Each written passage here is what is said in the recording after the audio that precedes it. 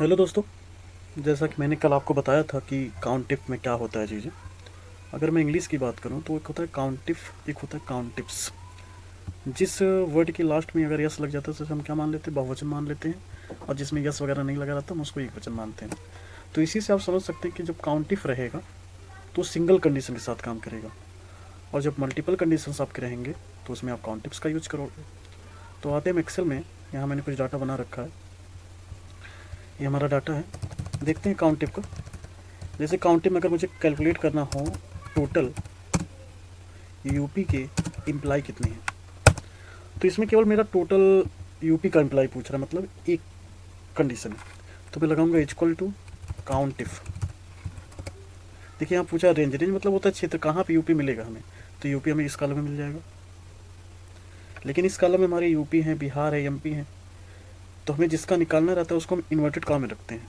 Inverted column में आप UP लिख दोगे, ये तुरंत आपको बता देगा कि भाई 3 लोग यूपी के हैं। ऐसे आप और एक देख लीजिए। जैसे अगर आपको निकालना है टोटल सेलर आपकी कंपनी में कितने लोग काम करते हैं, तो इसके लिए आप करोगे फिर वही सिंगल कंडीशन कि भाई टोटल कितने सेलर हमारी कंपनी में। तो ये लगाओगे equal to countif, bracket open कर देंगे। रेंज पूछा है तो सेलर हमारा कहाँ मिलेगा, अब इस कॉलम में मिलेगा।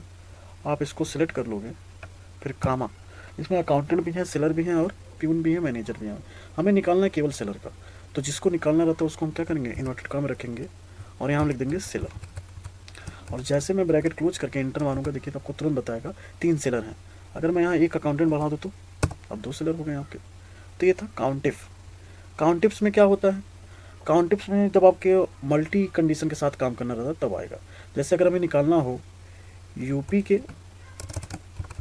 टोटल यूपी सेलर, कि भाई यूपी के कितने सेलर हैं। अब देखिए आपका यूपी पूछ रहा है, दूसरा सेलर पूछ रहा है, 2 कंडीशन यहाँ पे लग रहे हैं। तो आप काउंटिप्स का यूज करोगे, इज इक्वल टू काउंटिप्स ब्रैकेट ओपन।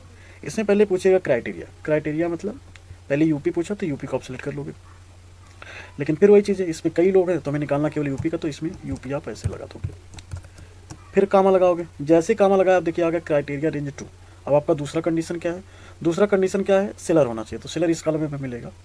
अगर मैं इसको सेलेक्ट करता हूँ, इसमें भी कई लोग हैं तो हमें निकालना केवल सेलर का है, तो इसको हम इन्वर्टेड कॉलम में रखेंगे।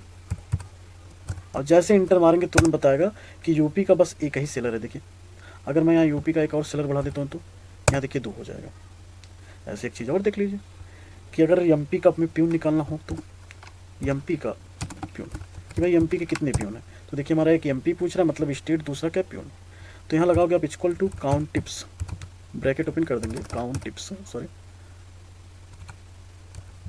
ब्रैकेट ओपन कर देंगे। फिर वही क्राइटेरिया रेंज 1, मतलब आपका पहला कंडीशन क्या है, एमपी का होना चाहिए।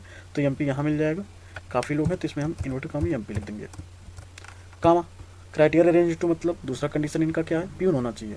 तो प्यून हमें इस कॉलम में मिलेगा, कामा इन्वर्टेड कॉमा प्यून में लिख दूँगा। जैसे मैं प्यून लिखूंगा देखिए तुरंत बताएगा कि एमपी का बस एक ही प्यून है। अगर मैं यहाँ एक और प्यून बढ़ा दूँ तो देखिए 2 हो गए।